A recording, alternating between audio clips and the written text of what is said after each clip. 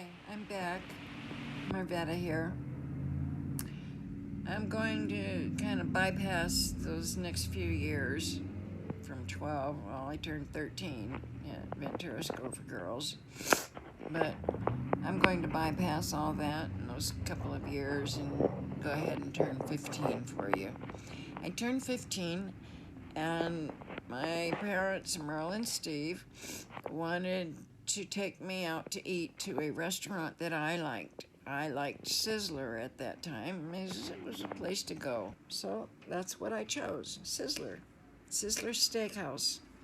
I had Malibu something for dinner. We went home, they took some pictures, and that was my birthday. That was the end of it. Well, I started high school, the 10th grade, and my longtime classmate, Linda Fabrizio, God love her, I'd been in classes with her since the 2nd grade in elementary school. She was my best friend. We did everything together at school. Her and I had decided one day that we were going to ditch school.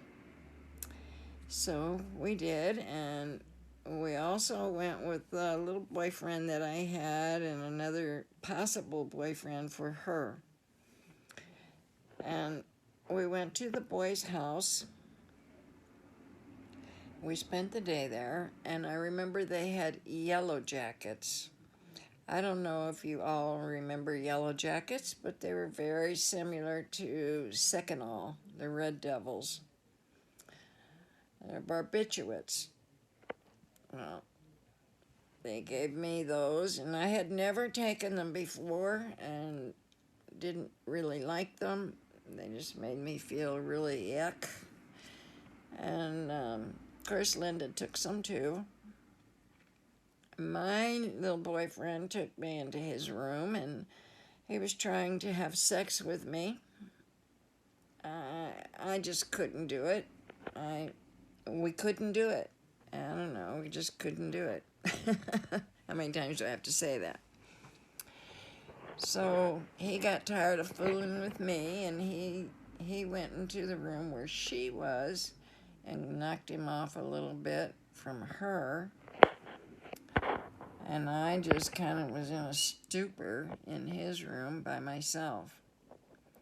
Well, the day wore on, and it was time to get back to the school and get on the bus and go home. We got back to the school, but we missed the bus. So I know I'm in trouble now. So there was a guy with a car pulled up beside me and asked me, did I need a ride? And me being young and dumb, I said, yes, I do. So he gave me a ride home. But he's talking to me the whole way about if I want to leave home, he would help me. He would give me a place to stay. So he gave me a place to stay, and that was just music to my ears. So I get home, I'm in trouble.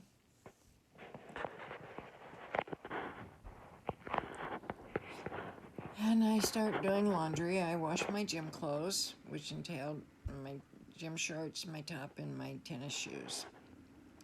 So I'm making my parents think that I'm hanging my stuff out in the back on the clothesline to dry them, but actuality, I was putting them in the dryer. They got dry in the dryer. I pulled my shoes out and I put them on. I picked up a few little odds and ends for myself, like makeup, and left. I could hear Star Trek playing in the background, so I knew they were pretty occupied with that. So I walked over the little hill behind the house where the water train ran, and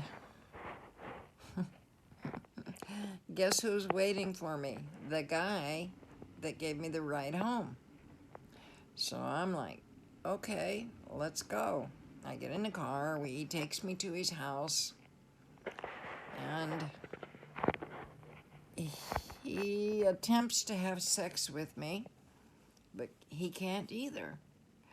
He was way too big for me, I was way too small.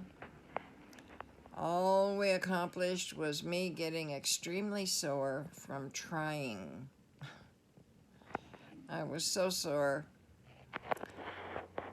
Anyway, he left that night. I honestly believe he had a family, that he was married, because he left and he stayed all night somewhere.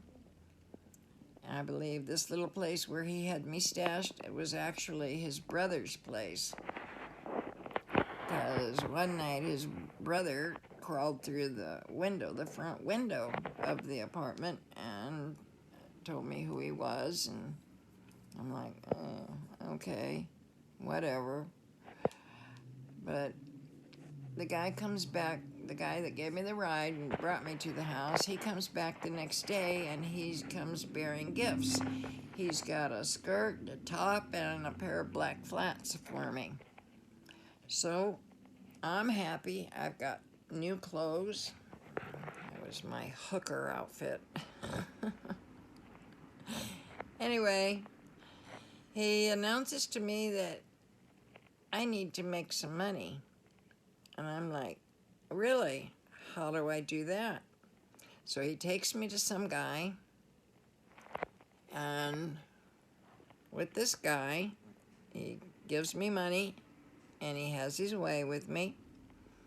And then the guy comes and picks me up from this other guy's house, and he takes me to a restaurant, to Norm's Restaurant. I'm sure many of you know Norm's Restaurant. He gives me just enough money to buy myself a cup of coffee. Tells me I'm to sit there and try to make money. So I'm like, okay.